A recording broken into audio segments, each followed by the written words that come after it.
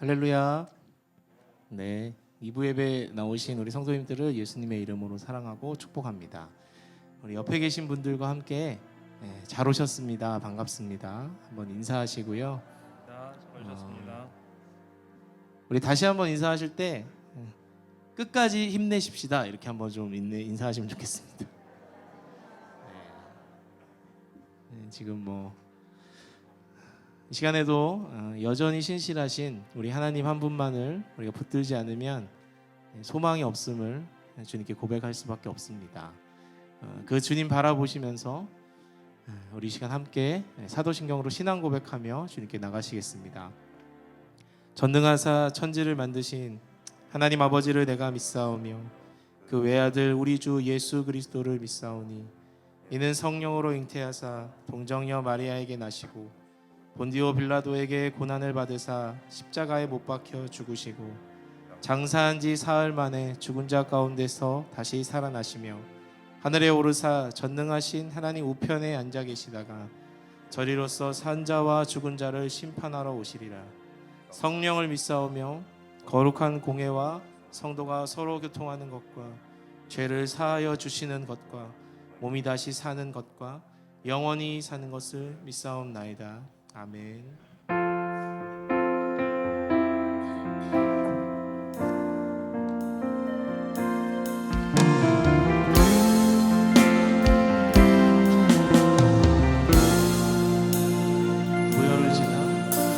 보혈을 지나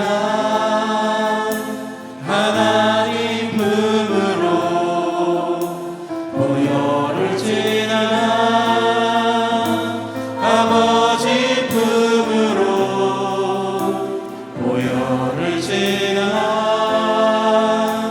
하나님 품으로 한 걸음씩 나가네.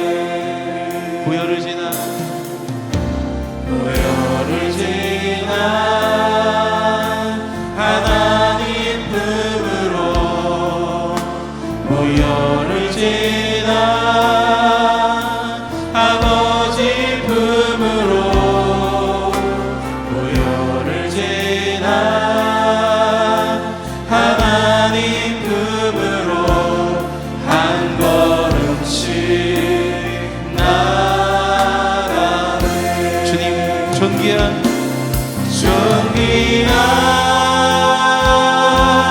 주 보혈이 내 영을 새롭게 하시네.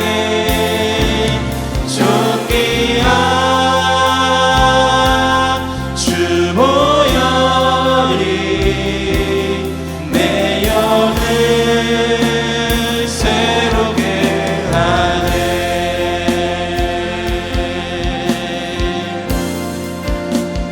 보혈을 지나 하나님 품으로 보혈을 지나 아버지 품으로 보혈을 지나 하나님 품으로 한 걸음씩 나가네. 존귀한 주 보혈이 내 영을 새롭게 하시네. 존귀한 주 보혈이 내 영을 새롭게. 존귀한 주 보혈이 존귀한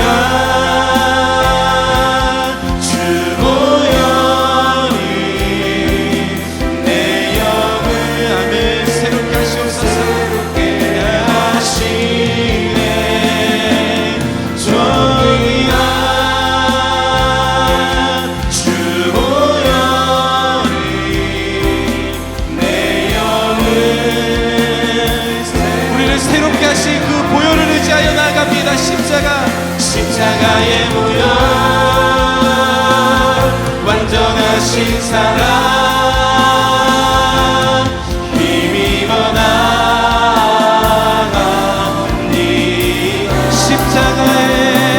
십자가의 보혈 완전하신 사랑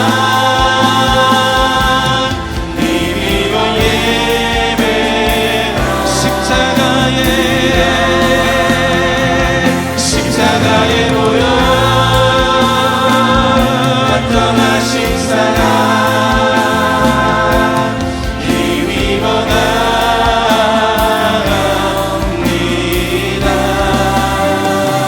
십자가의 보혈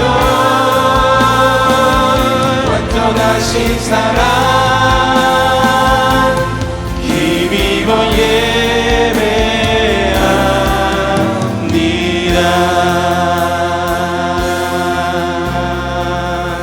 아멘. 오늘도 우리를 향해 열어놓으신 그 십자가 보혈의 그 공로를 의지하여 주님께 나아갑니다. 주님, 우리의 이 찬양을 받으시고 우리 예배 가운데 역사하여 주시고 주님 앞으로 담대히 나아갈 수 있도록 우리에게 믿음을 더하여 주시옵소서.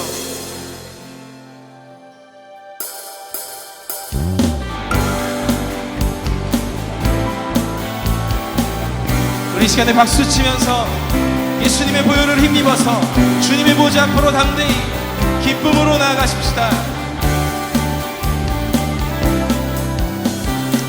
갈 길을 밝히 보이시니 주 앞에 빨리 나갑시다. 우리를 찾는 구주 예수 곧 오라 하시네. 갈 길을 밝히 보이시니 주 앞에 빨리 나갑시다. 아멘. 우리를 찾는 구주 예수 곧 오라 하시네. 죄악 벗은 우리 영혼은 기뻐 뛰며 주를 보겠네. 아멘. 하늘에 계신 주 예수를 영원히 섬기리.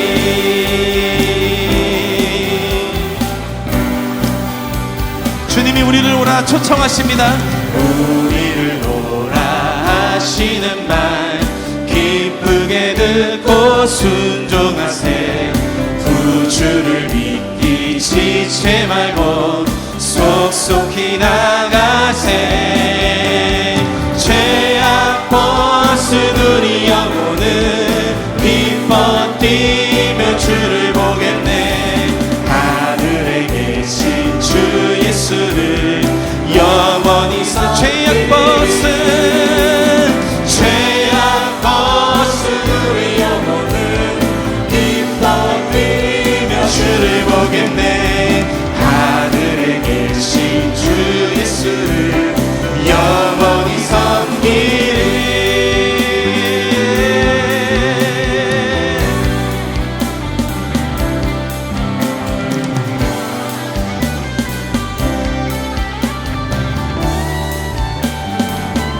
주님이 오늘 여기 함께 하십니다. 주 오늘 여기 계시오니 다 와서 주의 말씀 듣세.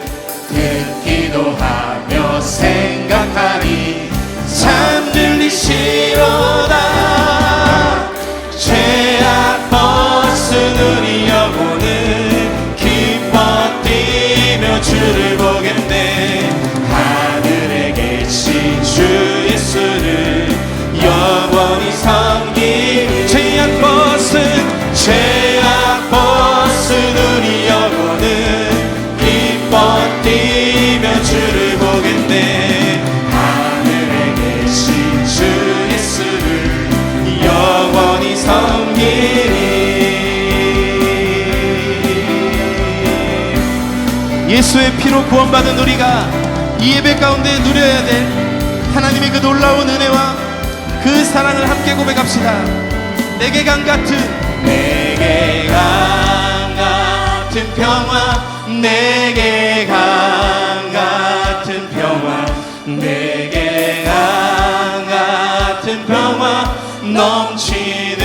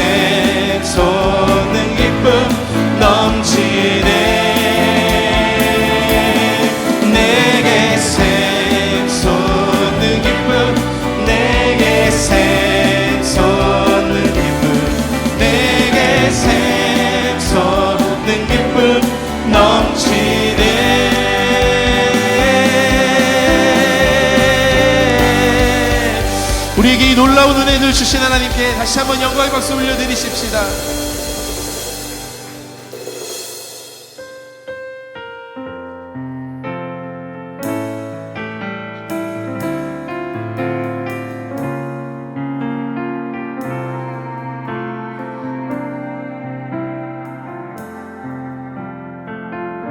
내 하나님 서신 발 앞에 무릎 꿇고 경배하리. 근본능과 영광이 가득한 내 아버지 계신 이곳 오 하나님 그 빛난 얼굴 배우며 두 손 들고 나아가리. 찬송과 존귀와 영광과 능력을 하늘 보좌 위에 주님께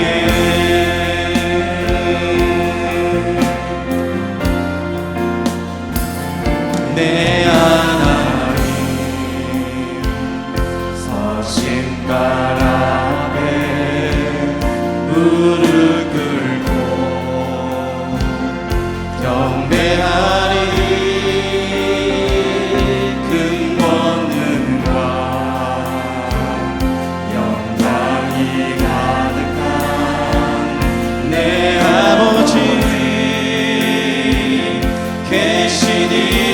우리 함께 고백합시다.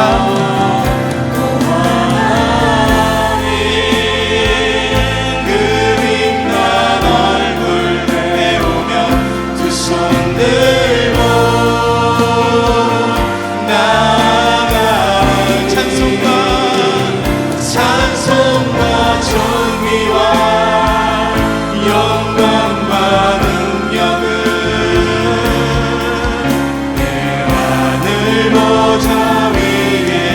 우리를 위해 베풀어 주신 하나님의 그 사랑을 의지하며 나갑니다. 하나님의 그 크신 사랑이 우리 죄를 사하셨네. 어린 양의 보혈에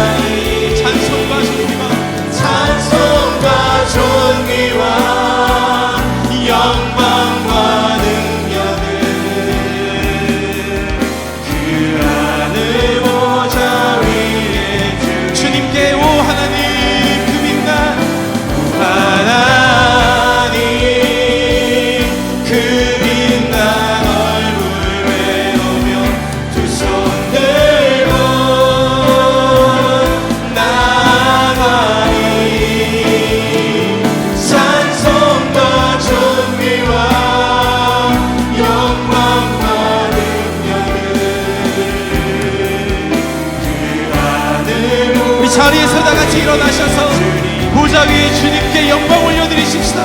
예수 어린 양, 예수 어린 양, 존귀한 이름을 존귀한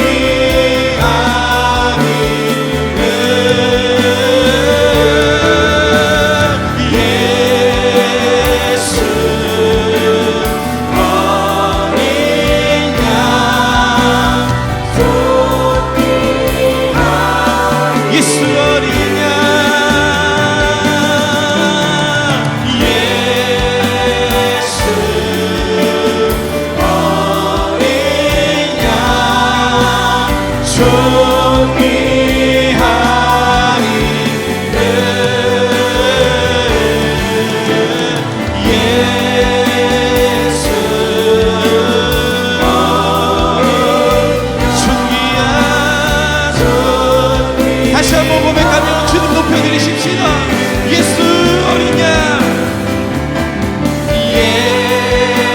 예수 어린 양 존귀한 이름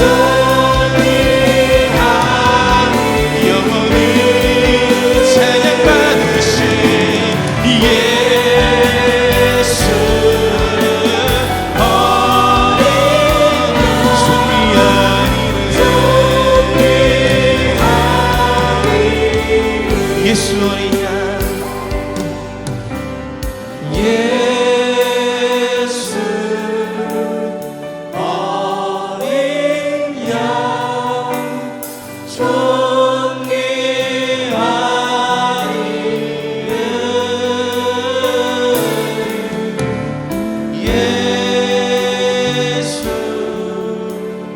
어린 양 존귀한 이름 예수 어린 양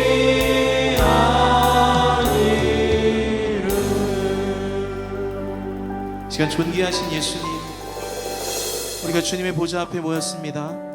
어린 양의 피로 우리를 깨끗이 씻어주시고 주님의 보좌 앞에서 주께서 말씀하시는 음성을 듣고 깨달아 순종함으로 삶이 변화되는 역사를 우리에게 허락하여 주시옵소서. 주님을 간절히 사모합니다. 주님의 은혜를 간절히 구합니다. 주님의 얼굴을 구합니다. 우리 시간 간절한 마음으로 함께 기도하며 주님께 나가십시다. 하나님 감사합니다.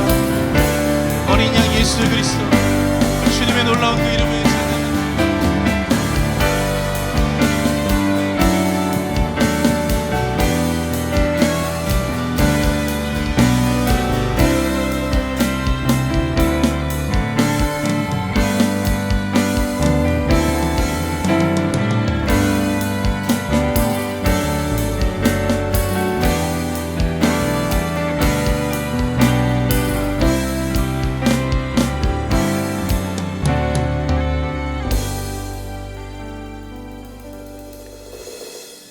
하나님 고맙습니다. 저희들이 이 어려운 시국에서도 주님께 모여 찬양할 수 있고 주님께 모여 기도할 수 있으며 주님께 모여 하나님의 말씀을 들을 수 있는 이 자리를 허락하신 주님께 감사함을 드립니다. 하나님, 우리의 삶이 온전히 주님께 바쳐지는 온전한 삶이 되어지기를 원합니다. 하나님, 코로나 바이러스 때문에 우리가 서로 격리되어져 있고 서로 만나지 못한다 할지라도 하나님과 격리되어져 있는 것들은 분명히 아니오니 주님, 정말 하나님에 대한 열망들이 또 하나님과의 관계들이 더욱더 깊어질 수 있도록 주님 인도하여 주시옵소서. 말씀을 보는 시간과 개인이 찬양하는 시간을 주여 저희들이 확보할 수 있도록 도와주시고 그 시간들을 통해서 정말 하나님과의 관계들이 더욱더 깊어질 수 있는 하나님 이 시기가 되어질 수 있도록 주님 인도해 주시옵소서. 이 시간 저희들이 주님께 찬양하고 기도하고 하나님의 말씀을 봅니다. 하나님, 이 예배가 온전히 주님께 바쳐지는 예배가 되어질 수 있도록 주여 인도하여 주시고 찬양하는 임마누엘 성가대에 함께하여 주셔서 하나님 이 찬양이 정말 하나님께 온전히 바쳐지는 찬양이 되어질 수 있도록 주여 인도하여 주시옵소서. 말씀을 전하시는 목사님과 함께해 주시고 말씀을 듣는 우리 모두가 하나님이 나에게 지금 무슨 말씀을 하시는지 온전히 귀 기울일 수 있도록 온전히 마음의 문을 열 수 있는 이 시간이 되어질 수 있도록 주여 인도하여 주시옵소서. 고맙습니다. 하나님, 예수님의 이름으로 기도합니다. 아멘.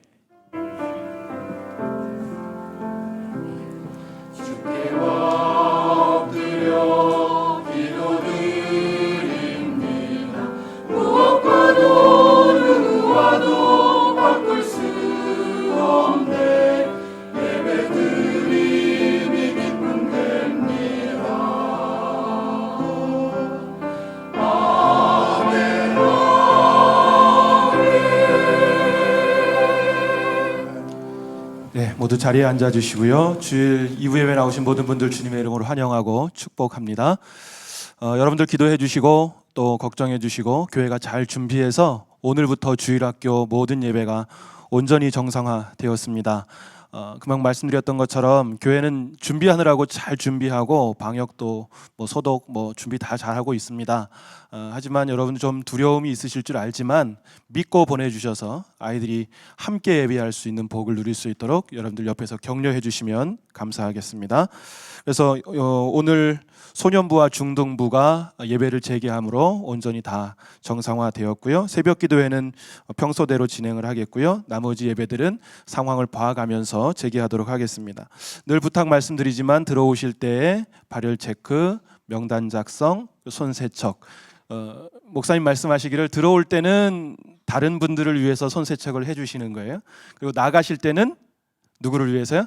여러분 자신들을 위해서 손 세척하는 거니까 나가실 때도 꼼꼼하게 세척을 해주시면 감사하겠습니다.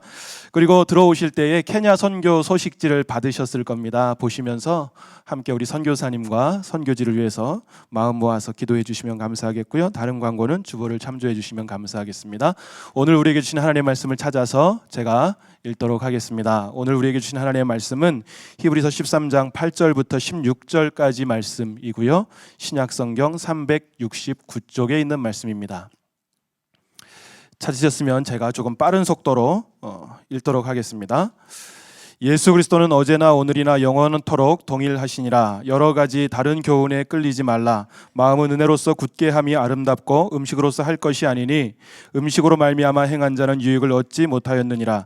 우리에게 제단이 있는데 장막에서 섬기는 자들은 그 제단에서 먹을 권한이 없나니 이는 죄를 위한 짐승의 피는 대제사장이 가지고 성소에 들어가고 그 육체는 영문 밖에서 불사름이라.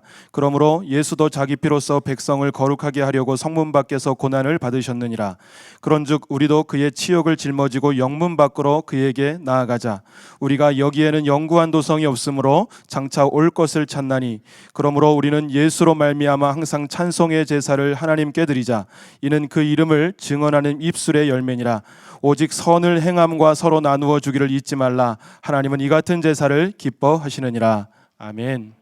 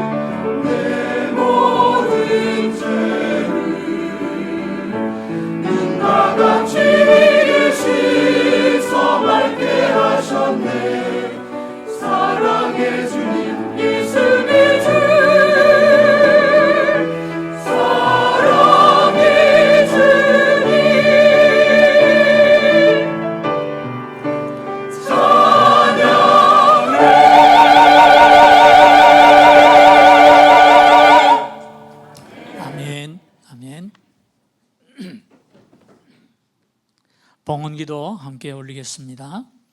하나님 고맙습니다. 오늘도 하나님을 마음껏 찬양할 수 있는 교회를 주시고 우리의 마음을 주시고 믿음을 주시니 감사를 드립니다. 높으신 하나님을 찬양하며 그 크신 하나님의 영광을 경험하기를 원하오니 은혜 베풀어 주옵소서. 이 시간 적은 예물 정성 다해 주님 앞에 드립니다. 받아주시고 이 예물이 세상을 구원하는 하나님의 도구가 되게 하시며 우리의 삶에 놀라운 하나님을 향한 우리의 고백이 되게 하여 주옵소서. 드린 손길마다 복 내리시고 가는 길을 앞서가시며 인도하시고 하는 일마다 복 주셔서 형통케 하여 주옵소서. 예수님의 이름으로 봉헌하며 기도하옵나이다. 아멘. 제가 젊은 날 군 생활할 때 말단 소총수로 한 몇 달 일한 적이 있었습니다. 근무하는 기간에 마침 대대 ATT라고 대대 전투력 측정이라고 하는 훈련이 있었습니다. 연대에서 지휘관이 나와서 대대의 전투력을 측정하는 겁니다. 임명이 부여가 됐어요. 그것은 임무는 어느 고지를 점령하라라는 것입니다. 지도에 좌표를 찍어주고 이 고지를 점령하라는 명령이 내려왔어요. 그래서 이제 작전과에서 작전을 짜고 각 중대 소대별로 나누어서 자기 맡은 고지를 향해서 공격을 합니다. 공격 LD선이라고 공격 개시선이 있어요. 거기서 배낭을 다 벗고 단독군장으로 이제 고지를 향해서 침묵 속에 올라갑니다. 그래서 어느 정도 고지에 다 올라가면 마지막에 대검을 총에 착검하고 그리고 이제 돌격 앞으로 하면 이제 와 소리를 지르고 고지를 향해 뛰어 올라가서 그 고지를 점령하는 것입니다. 소대장의 명령이 떨어졌어요. 다 올라왔어요. 자 이제 드디어 돌격이다. 돌격!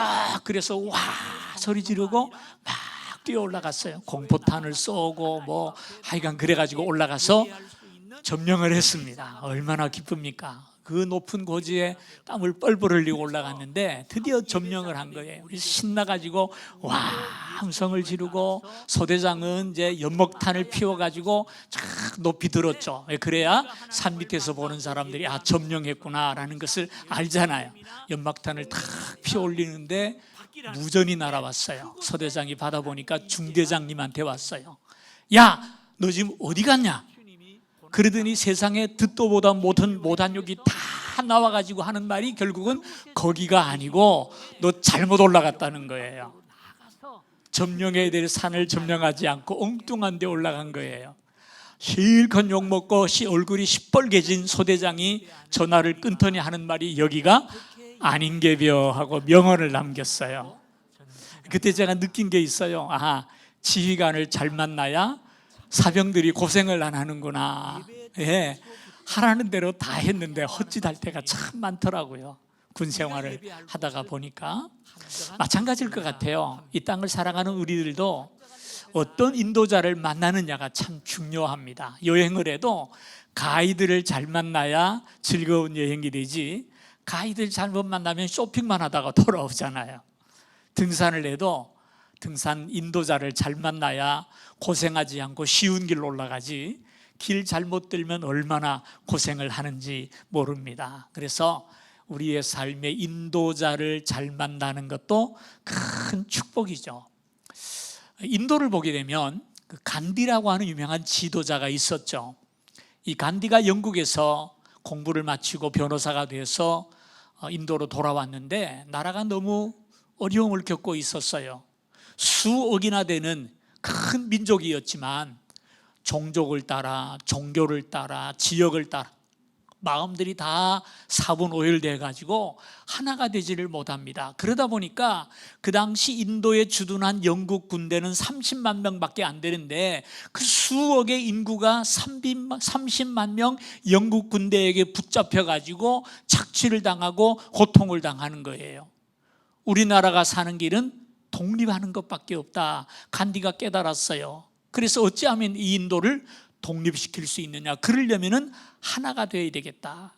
그래서 그분이 만나는 사람마다 만나는 종족 지도자들마다 이런 수수께끼를 냈다고 합니다. 쥐가 고양이를 이길 수 있을까요? 라고 질문을 했대요. 이길 수 있어요? 없어요? 쥐가 고양이 이길 수 없죠. 근데 그때마다 간디가 하는 말이 아니요, 쥐도 고양이를 이길 수 있습니다. 어떻게 이깁니까? 그랬더니 이분이 하는 말이, 쥐가 쥐약을 먹고 고양이 앞에 나가 까불다가 고양이한테 잡아먹히면 그 고양이가 죽지 않습니까? 그러니까 쥐가 고양이를 이길 수 있습니다. 그런 얘기를 했다고 그래요. 그러면서 하는 말이, 여기서 쥐는 인도인이고 고양이는 물론 영국인이죠, 그죠? 그러면서 하는 말이 그거예요. 수억의 인도인들이 나라를 위해서 눈물 한 방울씩만 희생을 한다면 저까지 30만 명은 눈물로 씻어내버릴 수 있습니다. 그런 얘기를 했다고 그래요. 이 말에 감동을 받은 인도인들이 서로 종교를 내려놓고 희생하기 시작합니다. 하나가 되었어요. 그래서 결국 인도의 독립을 이루었거든요. 참 훌륭한 지도자죠. 그 인도의 간디를 통해서 인도가 독립되고 하나가 됐어요. 그런데 그 훌륭한 지도자도 인도를 가난에서 벗어나게는 못했고요, 인도를 우상숭배에서 벗어나게는 못했고요, 한 걸음 더 나가서 인도인들에게 영원한 생명, 구원은 주지 못했어요. 이 땅에 스스로를 지도자라고 자처하는 사람들은 많이 있지만 참 인도자를 만나는 것은 거의 불가능에 가깝습니다. 왜? 그 인도자 자체도 연약한 존재일 뿐 아니라 그의 능력에 한계가 있어요. 이 땅에 어떤 것은 줄지 몰라도 영원한 나라, 영원한 생명을 우리에게 줄 수 없기 때문입니다. 우리에게 영원한 생명을 주실 수 있는 참된 인도자, 영원한 지도자는 누구일까요? 오직 예수 그리스도 뿐인 줄 믿으시면 아멘 하십시다. 지난주 말씀을 드렸죠. 7절에서 17절까지는 인클루지어의 형태를 가지고 있다. 첫 절과 마지막 절이 참 인도자에 대해서 소개를 하고 그 필요성에 대해서 얘기한 다음에 6절부터 오늘 16절까지의 내용은 참 지도자가 누구냐, 그것을 가르친다고 말씀했어요. 우리를 인도한 영원한 지도자, 우리가 믿고 따를 만한 지도자는 누구일까요? 오늘 8절에 나오죠. 예수 그리스도는 어제나 오늘이나 영원토록 동일하시니라 그랬어요. 예수님은 시대에 따라서 변하는 분이 아니십니다. 어제는 능력 있다 오늘은 잃어버리는 분이 아니라 어제나 오늘이나 영원토록 동일하신 까닭에 그분은 우리의 인도자가 될 수 있고 그분을 따라가는 우리의 삶은 안전하고 영원할 줄로 믿으시기를 바랍니다. 그러면 그 예수님은 누구시기에 우리에게 영원한 인도자가 될 수 있느냐? 13절에 오늘 그 말씀이 나오죠. 12절요. 그러므로 예수도 자기 피로써 백성을 거룩하게 하려고 성문 밖에서 고난을 받으셨느니라 그랬어요. 예수님이 누구시냐? 예수님은 성문 밖에서 고난을 받으신 분이다. 이 말씀의 핵심은 성문 밖입니다. 예수님은 누구시냐? 성문 밖에서 고난 받으신 분이다. 이 말씀을 우리가 이해하려면 구약의 두 구절을 먼저 이해해야 합니다. 왜? 그 두 구절이 오늘 본문의 배경이 되기 때문입니다. 첫 번째 구절은 출애굽기 33장 7절에 나오는 말씀인데요, 금송아지 사건 이후에 모세가 백성들을 떠납니다. 왜? 하나님이 그들과 함께 할 수 없었기 때문이에요. 그래서 하나님이 그들과 떨어지셨고 그에 따라 모세도 진영을 떠나서 바깥쪽에 회막을 치고 그곳에서 하나님을 예배했어요. 그래서 여기 보면은 모세가 항상 장막을 취하여 진 밖에 쳐서 진과 멀리 떠나게 하고 회막이라 이름하니 여호와를 앙망하는 자는 다 진 바깥 회막으로 나아가며 이렇게 말을 했어요. 여기서 진 밖이 뭡니까? 백성들이 머물러 있는 그 진영을 얘기하죠. 그곳에서 나갔다라는 것은 단절된 곳이요 한적한 곳입니다. 그러나 그와 동시에 그곳은 어떤 곳이냐? 한적하기에 하나님을 만날 수 있는 것이고 하나님과 교제할 수 있는 것이죠. 그래서 여호와를 앙망하는 자는 다 진밖 바깥 회막으로 나아갔다 그랬어요.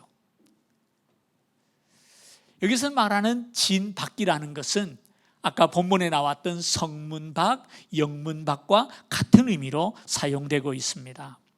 다른 한 구절은 레위기 16장 27절입니다. 여기에는 속죄제의 구례가 나와 있는데요, 한번 읽어볼게요. 속죄제 수상아지와 속죄제 염소의 피를 성소에 들여다가 속죄하였은즉 그 가죽과 고기와 똥을 밖으로 내다가 불사를 것이요 불사른 자는 그의 옷을 빨고 물로 그의 몸을 씻은 후에 진영에 들어갈지니라.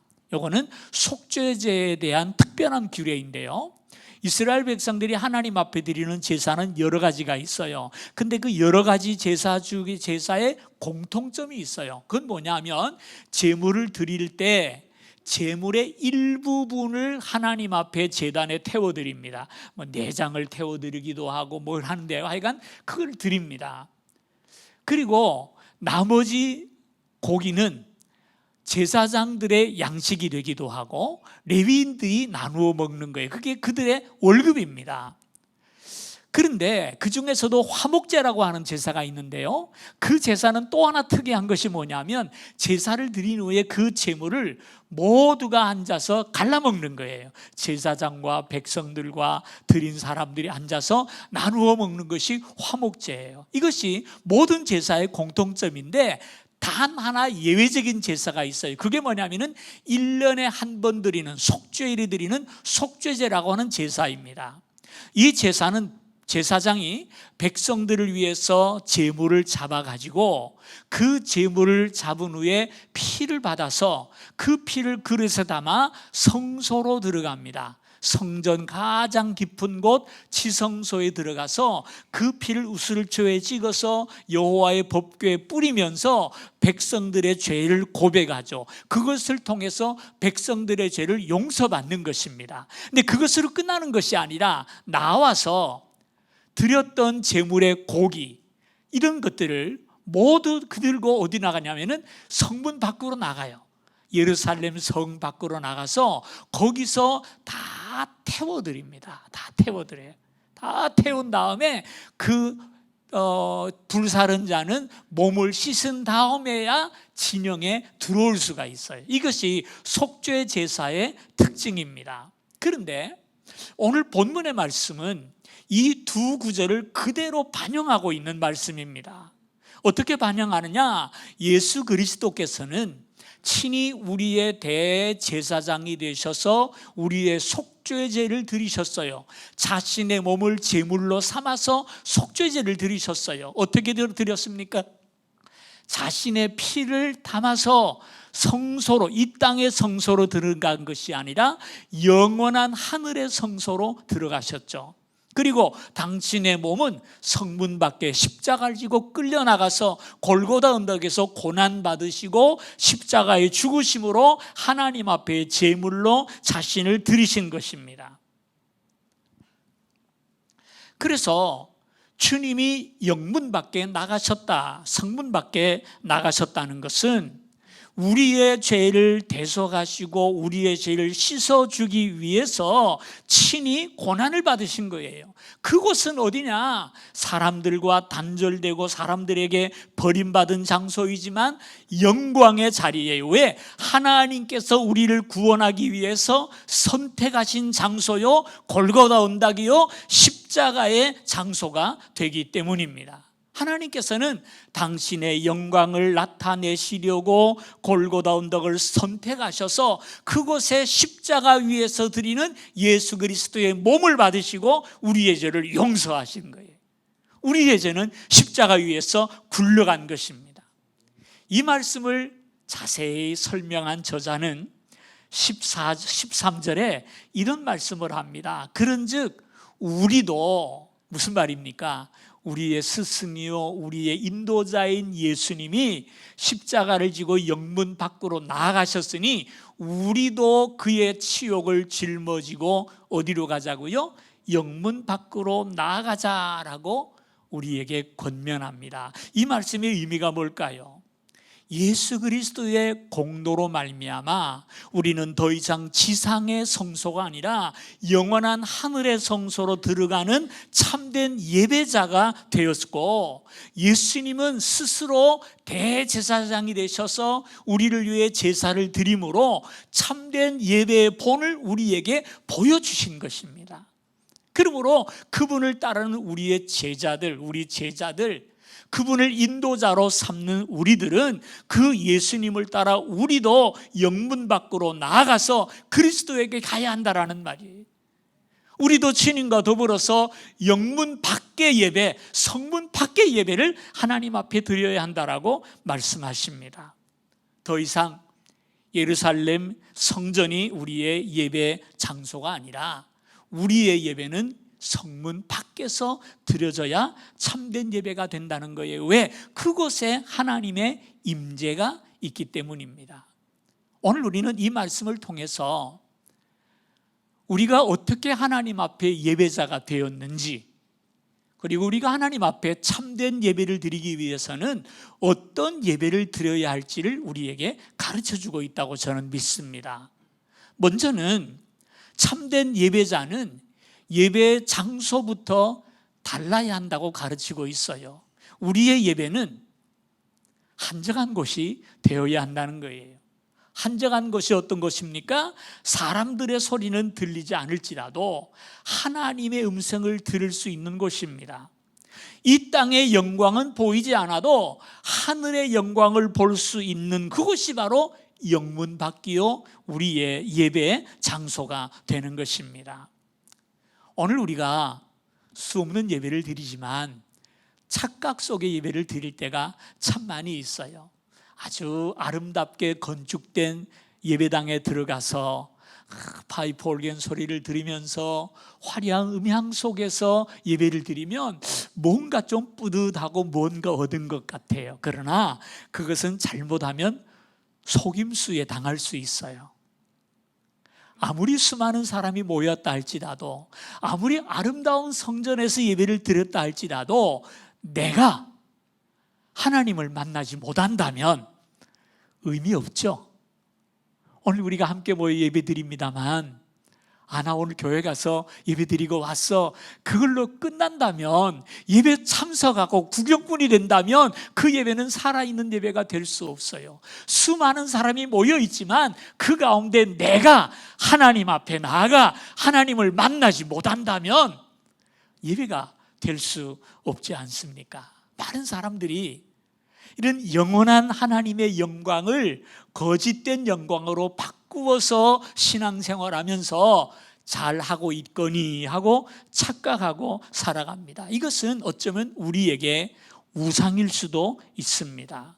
참된 하나님의 영광을 거짓된 것으로 바꾸어서 그 속에서 착각하지 말아야 합니다. 우리 하나님은 어디 계시냐? 한적한 곳에 계세요. 은밀한 곳에 계세요. 마태복음 6장 6절에 보니까요, 너는 기도할 때 내 골방에 들어가 문을 닫고 은밀한 중에 계신 내 아버지께 기도하라. 은밀한 중에 보시는 내 아버지께서 갚으시리라 그랬어요. 우리 하나님이 어디 계시다고요? 은밀한 곳에 계세요. 그러면 이 예배 시간에는 안 계시냐? 그게 아니고 이 예배 속에서 내가 하나님 앞에 나아가 은밀하게 예배하는 그곳에 하나님의 임재가 있다는 사실이에요. 이게 거룩한 성전이기 때문에 하나님이 여기 임재해 계시는 게 아니에요. 내가 하나님 앞에 은밀한 가운데 1대1로 하나님 앞에 설 때 그곳에 하나님이 임재하신다는 거예요. 이런 면에서 엘리야는 우리에게 좋은 본을 보여주었는데요, 엘리야가 갈멜산에서 바알과 아세라 선지자 850명과 기도 대결을 벌여서 승리를 얻었잖아요. 그리고 나서 그들을 다 처리하고 산에 내려왔더니 아합 왕의 부인인 이 이세벨이 엘리야를 죽이겠다고 공언을 하는 거예요.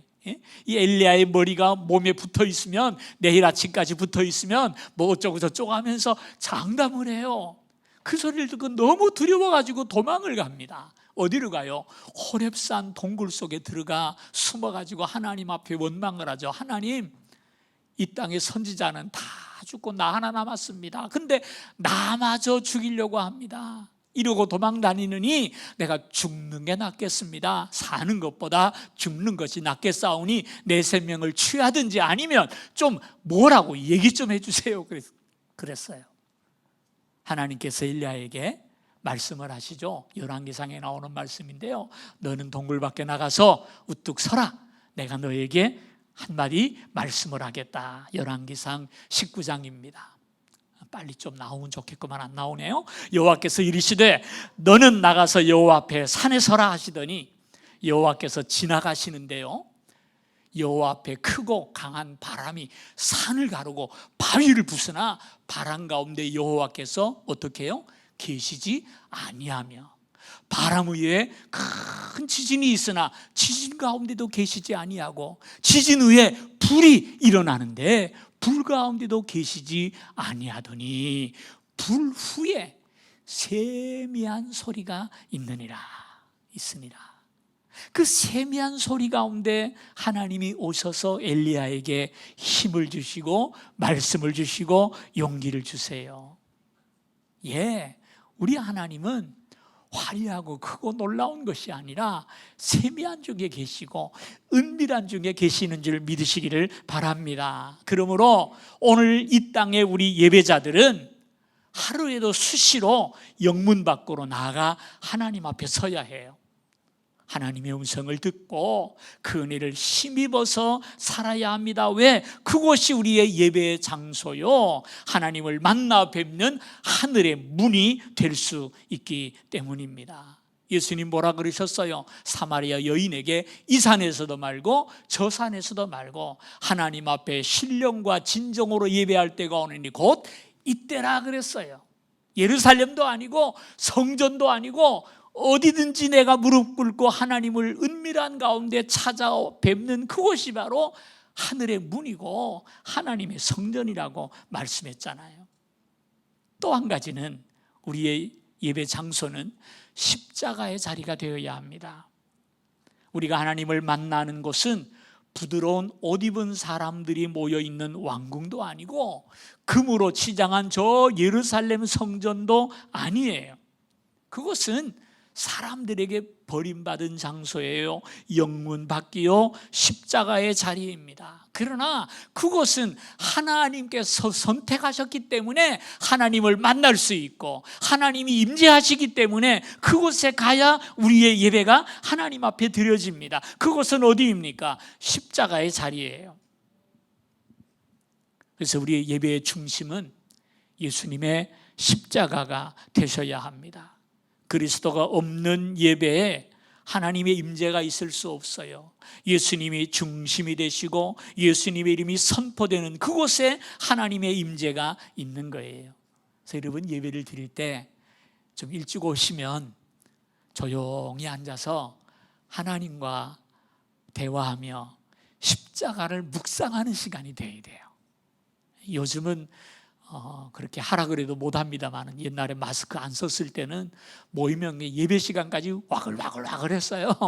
그러면 안 돼요. 조용히 하나님 앞에 앉아서 십자가를 묵상하며 주님의 구원을 고백하면서 하나님 앞에 나아가야 합니다.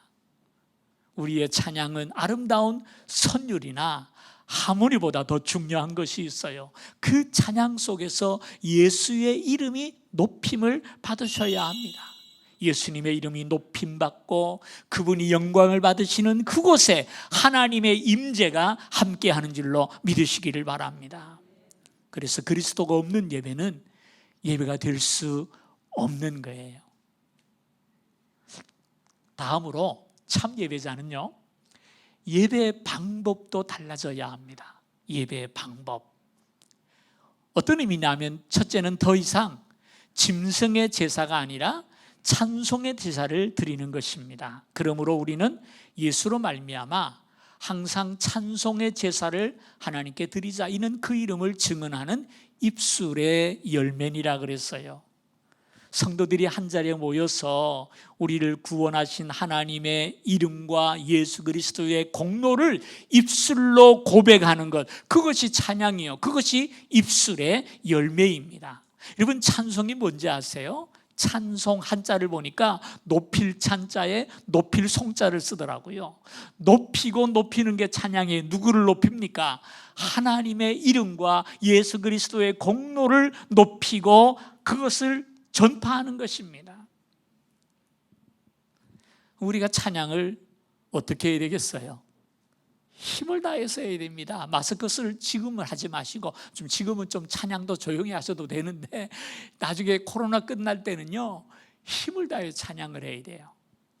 제가 군에서 그 말단 소총수로 있다가 대대본부로 갔거든요. 나중에 대대본부에 있어 상황실에 딱 앉아서 하루를 근무하면은요, 위병소에서 들어오고 나가는 장교들이 있으면 위병소에 있는 그 보초가 단결하고 인사를 해요. 경례를 합니다. 총을 가지고 단결 그러고 인사를 하는데 그 소리를 상황실에까지 들려요. 근데 그 소리를 들으면 알아요. 아, 저거 중대장이다.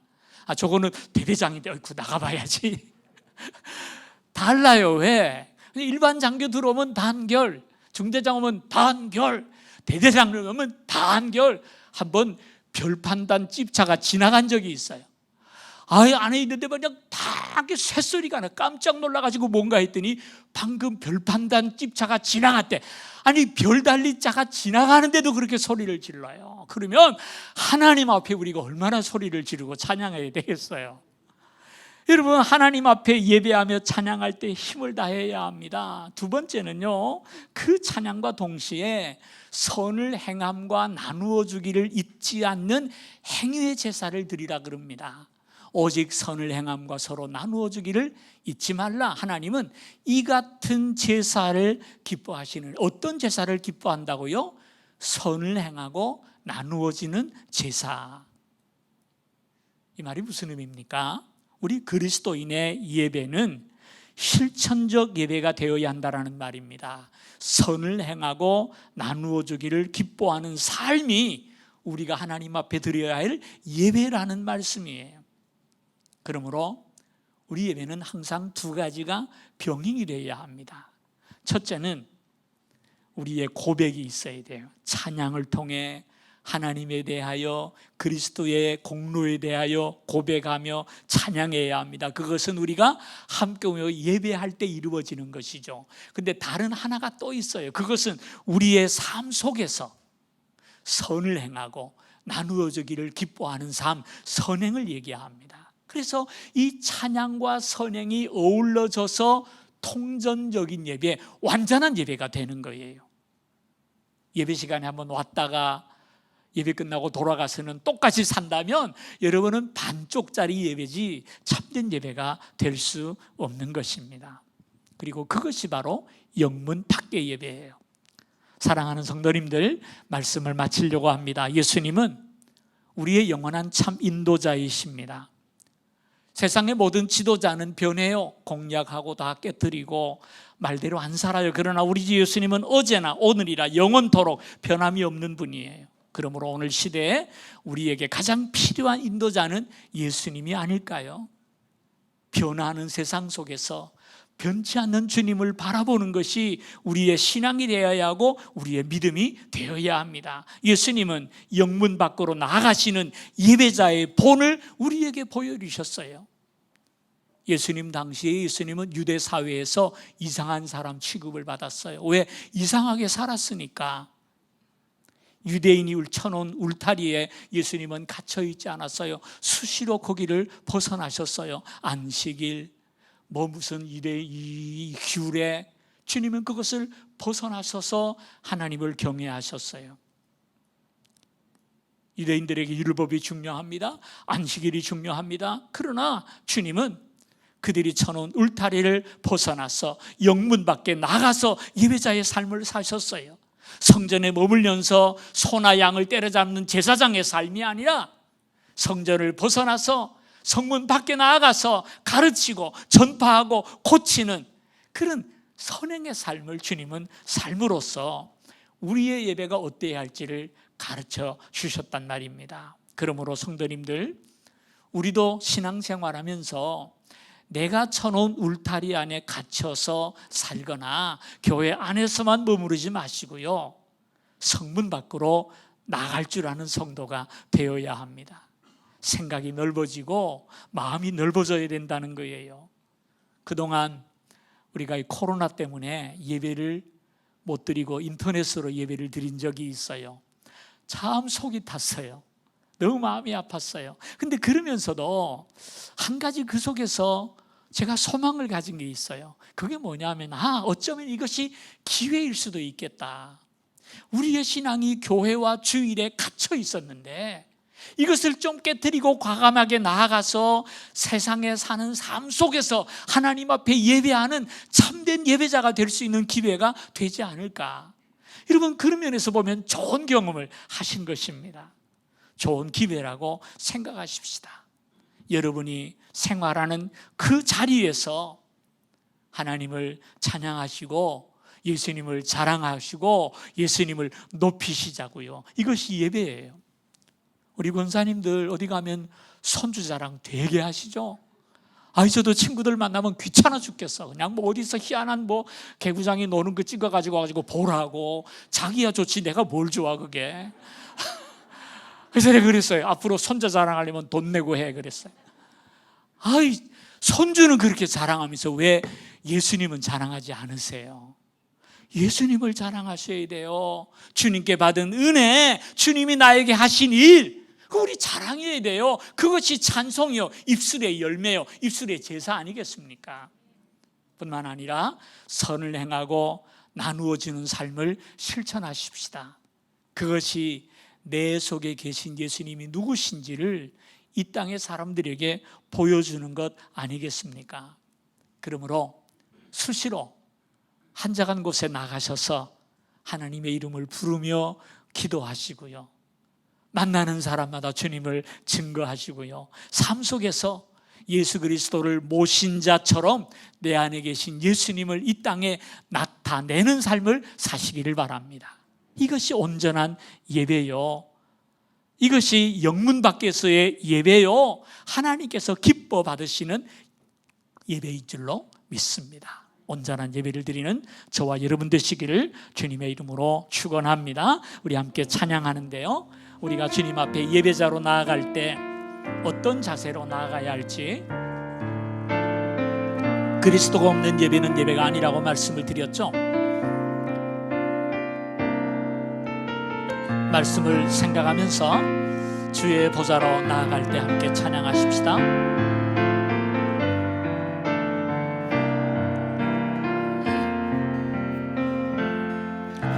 주의 보좌로 나아갈 때에 어떻게 나가야 할까? 나를 구원한 주의 십자가, 그것을 믿으며 가네. 주의 보좌로 나아갈 때에 나 여전히 부족하나. 나를 품으신 주의 그 사랑, 그것을 믿으며 가네. 자격 없는 내 힘이 아닌 오직 예수님의 보혈로, 자격 없는 내 힘이 아닌 오직 예수님의 보혈로,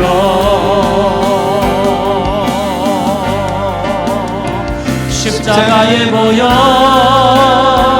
완전하신 사랑 이미 나갑니다.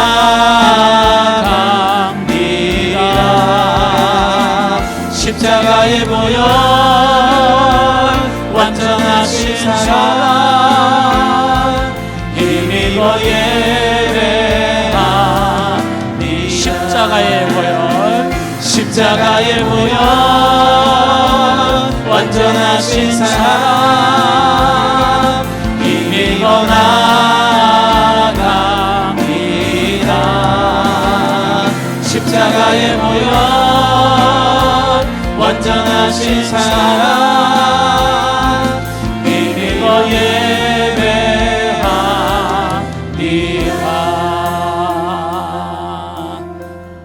제가 한번 기도하겠습니다. 다 함께 기도합니다. 하나님 고맙습니다. 아무 자격 없는 우리들에게 하나님을 예배할 수 있는 예배자로 세워주시고 하나님을 마음껏 찬양하며 예배할 수 있는 은혜를 주시니 감사를 드립니다. 하오나 하나님, 우리의 예배가 찬양으로 그치지 않게 하여 주옵시고 우리 삶 속에서 그리스도를 나타내는 예배가 우리의 삶 속에 이루어지도록 은혜 내려 주시기를 원합니다. 아름다운 성전이, 많은 사람의 모임이 예배를 우리에게 보여주는 것이 아니라 참 예배는 하나님이 임재한 곳이고 그것은 바로 예수의 보혈이 흐르는 곳이요 우리의 마음이 은밀하게 하나님 앞에 나아가는 장소인 줄을 믿습니다. 참된 예배를 은밀한 가운데 날마다 드리게 하여 주옵시고 우리의 예배가 입술의 제사로 끝나는 것이 아니라 우리의 삶으로 선을 행함과 나누어주는 삶이 뒷받침되는 그리스도의 나타내심을 보여줄 수 있는 귀한 은총을 우리에게 허락하여 주옵시사. 내가 있는 그 자리가 예배의 장소가 되게 하시고 내가 사는 그곳에서 하나님을 증거하고 찬양하고 보여주는 믿음의 성도들 되게 하여 주옵소서. 예수님의 이름으로 기도하옵나이다. 아멘. 우리 다 같이 일어나셔서 함께 찬양하십시다. 일어나라 주의 백성. 이제 우리가 하나님의 나타내심을 보여주기 위해 세상에 나가야 합니다.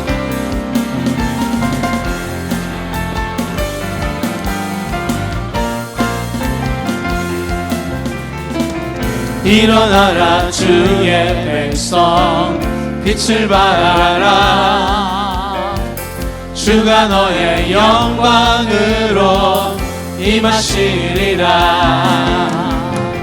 일어나라 주의 백성 빛을 발하라. 주가 너의 영광으로 임하시리라. 온 세상이 어둠 속에 헤매고 있지만 주가 너와 함께 계셔 회복을 명하리라. 일어나라 빛을 발하라. 만 백성이 너의 빛을 보고 사방에서 나오네. 일어나라 일어나라 빛을 발하라. 만 백성이 자유함을 얻어 기뻐하는도다. 지금은 우리 주 예수 그리스도의 크신 은혜와 하나님 아버지의 무한하신 사랑과 성령님의 감화, 감동, 교통 인도하시는 은총이 머릿속에 예배하는 모든 성도들과 그들의 삶의 예배 가운데 영원토록 함께 있을지어다. 아멘.